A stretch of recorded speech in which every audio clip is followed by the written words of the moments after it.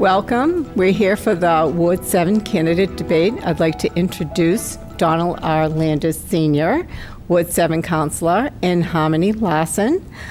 Before we begin, I'd like to just go over the format briefly. The candidates will have 2 minutes to introduce themselves. The first round, each will be asked questions by the panelist. You have 1 minute for your response, 30 seconds for a rebuttal. The second round, each candidate will you will just choose each other and ask a question. Again, 1 minute for response, 30 seconds for rebuttal. If there's time after this segment, we will go back to the panelists to ask additional questions. At the conclusion of this debate, both of you will have 2 minutes for your closing statements, and we'll go in reverse order. I ask each of you to please be concise with your answers and respectful of your time and each other. Emily will have time cards, and she will be timing you. So let's begin with Don, opening. Thank you very much. First of all, I am thrilled to be running for my 9th term for the Marlborough City Council. I want to thank Channel 8, or WMCT, and of course one of my favorite organizations in town, the Marlborough Regional Chamber of Commerce. Let me do a little bragging about the city and about myself. I'll start with myself because that only take 20 seconds. The rest I can talk about the city. I was employed by the Marlborough Public Schools for 30 years, and I was very fortunate. I had 5 jobs. I was head of the business department, I was vice principal, acting principal, director of data processing, and for the last 13 years, I was the assistant superintendent of schools. Let's quickly get into the city. I've been on the city council for 16 years. I've been on several committees, so if you ask me that question about what committee I want to serve on, I've been very fortunate. The presidents of the different city councils, I think I've been on every committee, but I have been on finance, urban, public services, legislative, rules, and personnel. They're all good. They're all good committees. But as far as bragging about the city, we have everything, really. I'm not saying we don't have a few faults, but we have everything. We have a lot of good industry. It's very attractive. We have a moderate tax rate. We have a AAA bond rating on our bonds. And I think the biggest thing, and I mentioned this at a meeting one time, Marlborough is a very accepting city. What I mean by that, when people move in or when businesses move into Marlborough, people accept them. It's not like some of our surrounding towns. So we have a lot of great activities for both the young and the old. And I have to give Marlborough a high rating and being a great place to live. Thank you. Harmony? I'm here tonight to ask you, my neighbors in Ward 7, to vote for a new city councilor on Tuesday, November 7th. We're a diverse ward, largely residential, with lots of young families, many lifelong residents, plenty of newcomers, and a bunch of us who fall somewhere in between. I'm excited to represent all of us, and willing, able, and ready to take on this challenge. I'm a mom of 3 Marlborough Public School students, and I know at least one of my boys is watching tonight, so hey, Eric. I've lived in the city for 14 years, which is longer than I've lived in any other place. My family has lived in Ward 7 for over 6 years.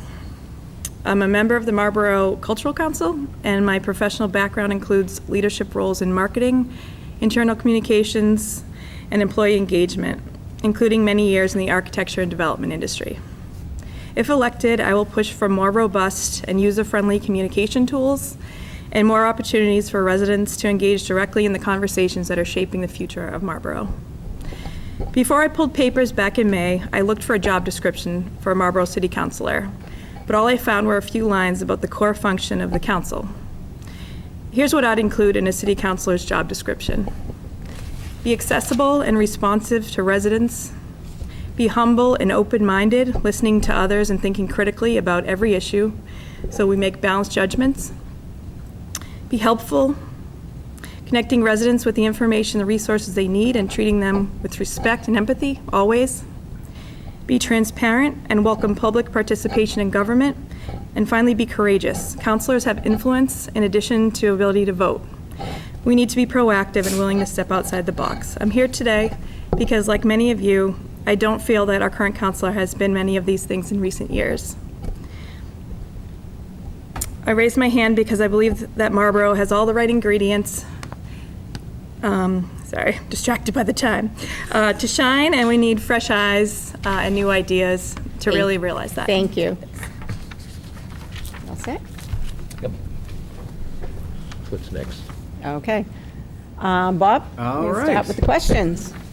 Dawn, as the sitting Wow. sitting Got a councilor, promotion. what do you feel is the most important issue in your ward, and how do you plan to address it? Well, you know, it's funny. By the way, you don't know me. Most of your neighbors don't know me, but the rest of the ward knows me well. Ward 7 is unique. It's two parts. And, you know, fortunate part, I lived in both. I lived in Precinct 1, I lived in Precinct 2, all right? I would say I probably know, for the most part, except for Barnard Road, I know 2 generations of people in Ward 7. It's amazing, being in the school department, being involved with the chamber, being out there, you know. Very, very few things I don't know. But getting back to Ward 7, we don't have the big industry, you know, so we don't have those problems. Do we have speeding on Miles Standish and Barnard Road? Yeah. Do we have streets that need to be repaired, even right in front of my driveway? Yeah, but we're working on those. Those are the big things. You know, we worked hard on improving, which is in my ward now, Memorial Beach, Okay. Paquin Drive, that area. Thank you, Don. So, thank you. Okay. So, I would say that Ward 7 is a very diverse ward. And as such, the issues that people care about the most vary. But, Is this a rebuttal? This is a question. Oh, I'm so sorry. I thought you were gonna ask me the same question. No, not yet. You'll get the well, ones. I will just ask, why don't you know your neighbors in my neighborhood?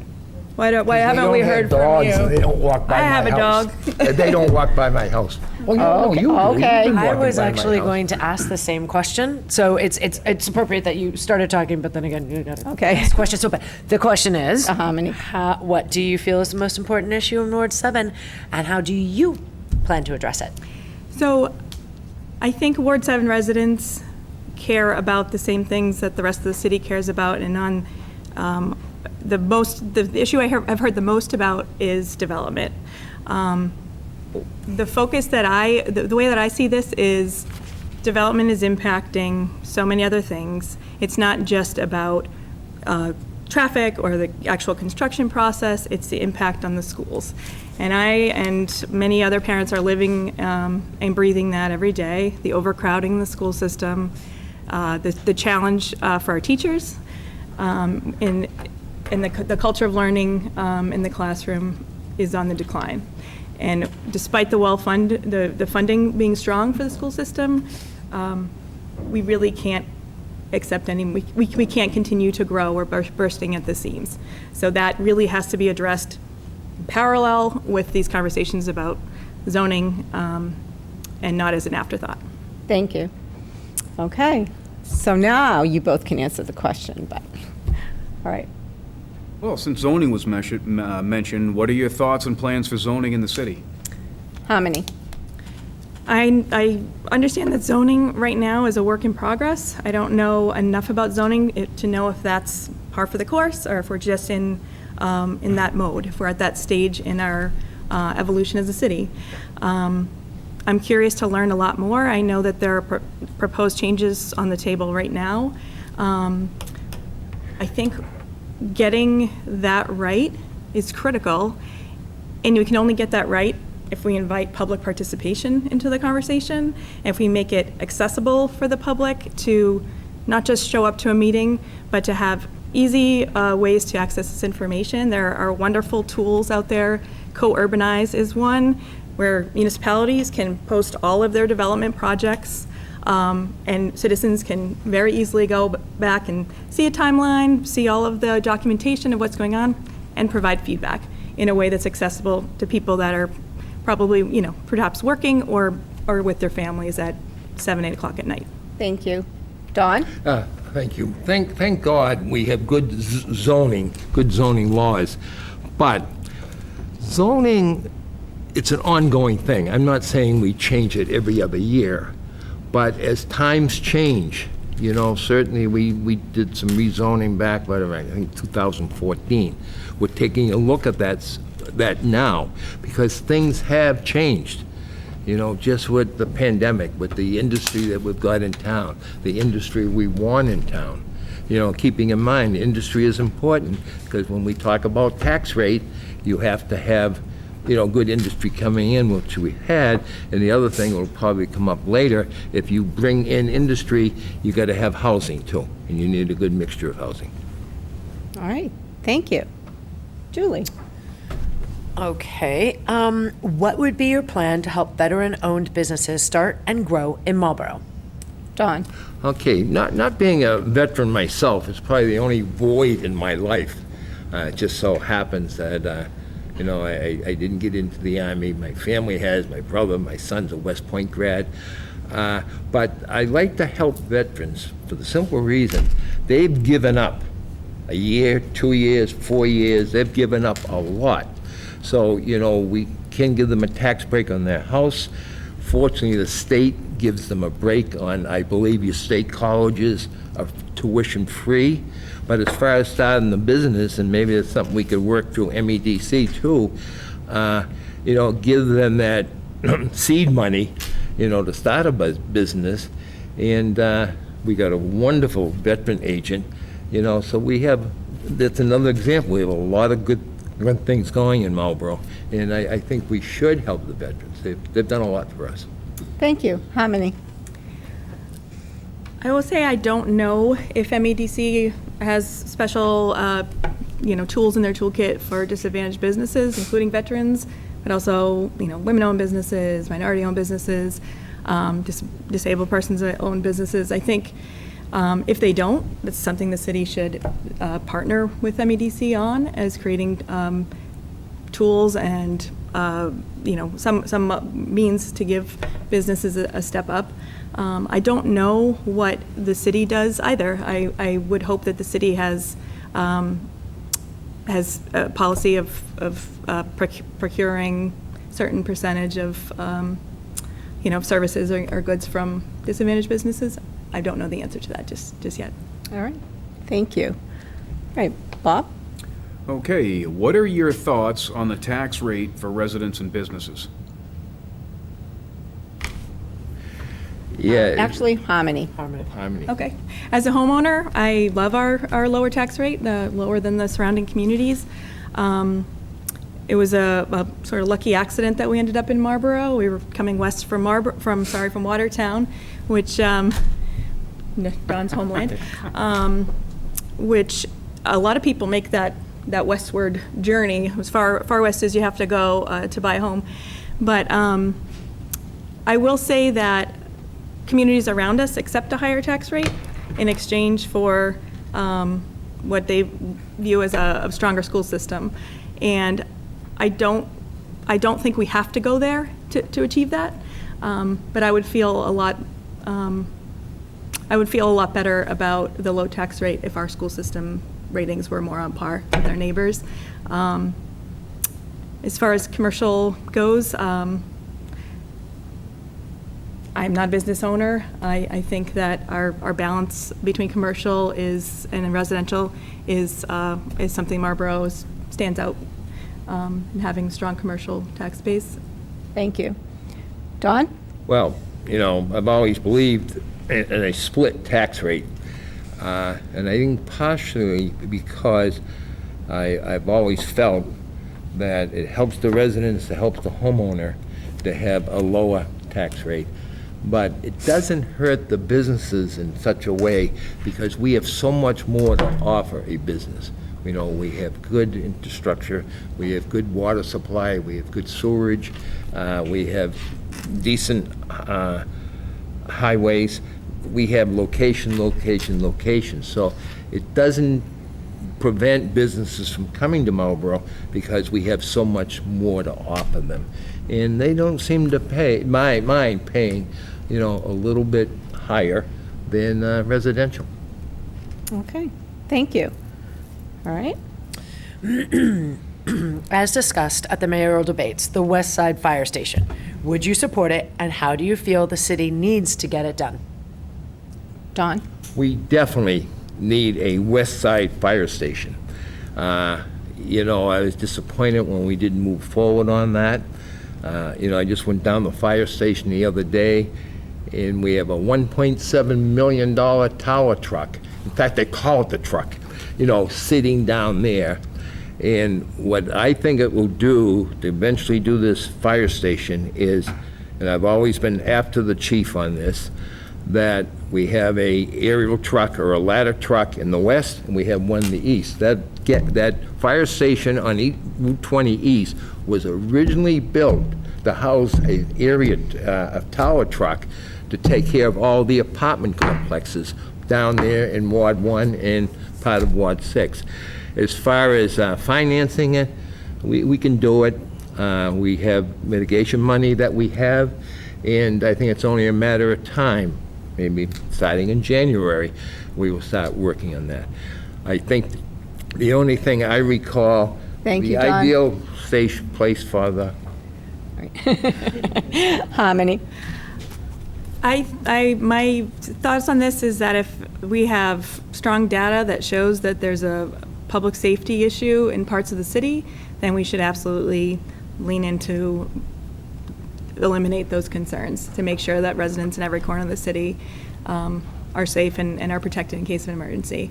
The fire station is a long-term project that predates obviously my running for office, and I would certainly love to learn more about this project and lean in any way that I can as a city councilor to make it happen. Okay, thank you. We're going to move on to the second segment where both of you get to ask each other a question. So, Don, would you like to begin? Very good. I wasn't going to bring up schools because this is a city council election, but you mentioned in one of your communications that you have 3 children in the school. I have 3 parts to this question. Are you pleased with the Marlborough Public Schools? I think you mentioned 2 things that you weren't happy about, but, so what's your response to that? I am incredibly pleased with the administrators that I've met, with the educators that I've met, with the diversity of students that my kids have met and that I have met as a result, families that I have met. I'm pleased with the social emotional learning aspect of our schools. We're educating really compassionate, open-minded people, but we have challenges. We have a very high level of need across our school system that makes it incredibly challenging for our educators to provide a consistent education for all of our students. Okay, that's good. That's good. I got one. The other part of that, did you ever think of running for a school committee? Very briefly. I plan to be here for a long time, and I feel like I can give more at this level, and continue to feel passionate about the work of a city council over the years, But I can see from your response tonight, you know a lot more about education in schools than you do about running a city. Amen. Okay, all right. Why Is that do a question? No, I'm just making a comment. Okay. There isn't a, there isn't a training, there isn't a book to learn how to be part of managing a city.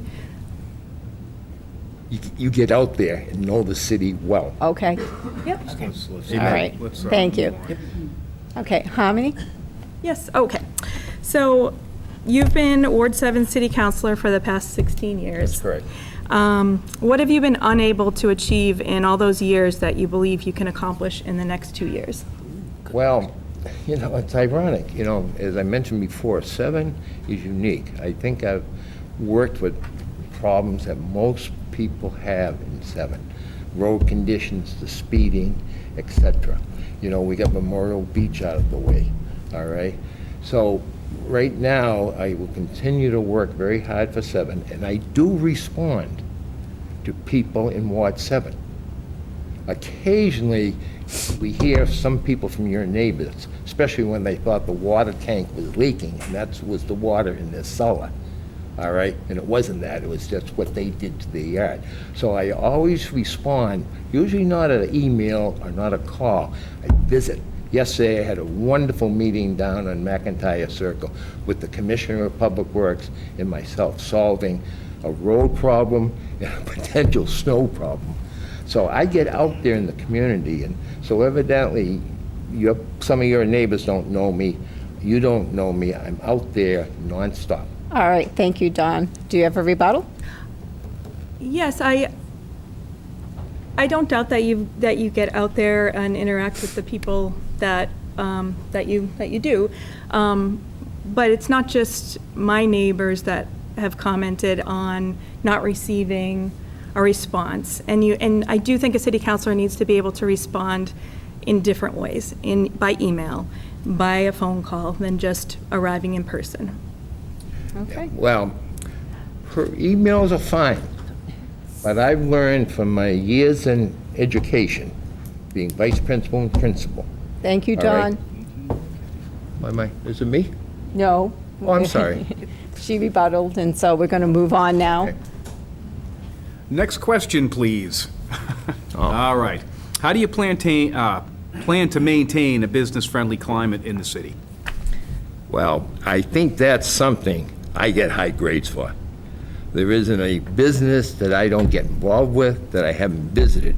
In fact, the project down at Marilyn Green's there, the clerk of the works, we're on first-name basis right now. I get down there about every other day. But I get so involved with a business that when we were building the Apex Center, I knew the state troopers that were directing traffic on Route 20 because of the dynamiting that was going on down there. But what I'm saying there, Bob, that I get involved with the businesses from day one. I've been on urban for several years now, so I get a good handle on it. I ask questions, especially in committee, not so much at public hearings. And so I start right there, and I carry right through, and then, of course, I go to every ribbon cutting that there is in Marlborough. Thank you. Harmony? I've been thinking a lot about downtown revitalization. It's a bit of a buzzword, but it's an issue not just for businesses on Main Street. I think it's an issue for small businesses in particular that want to be in Marlborough, because a revitalized downtown will make Marlborough a more appealing place for all businesses and will generate more traffic for all businesses. I understand the gravity or the scale of the challenge in downtown. We have landlords who don't have enough skin in the game to care what types of businesses are renting from them. They're passing their taxes off to their tenants, and they're just not involved. They're not as involved as they need to be. I don't know what the city can do to gain more leverage with landlords, but we have to figure that out. Thank you. Julie? What committees do you feel you can make the strongest contribution to in the city, and why? Harmony? I worked for many years in the architecture and development industry, not as an architect, not as a developer. I would love to be involved in the Urban Affairs and Housing Committee. I also have experience in human resources. I would love to be involved on the Personnel Committee. And I have a real passion for the outdoors and for open space.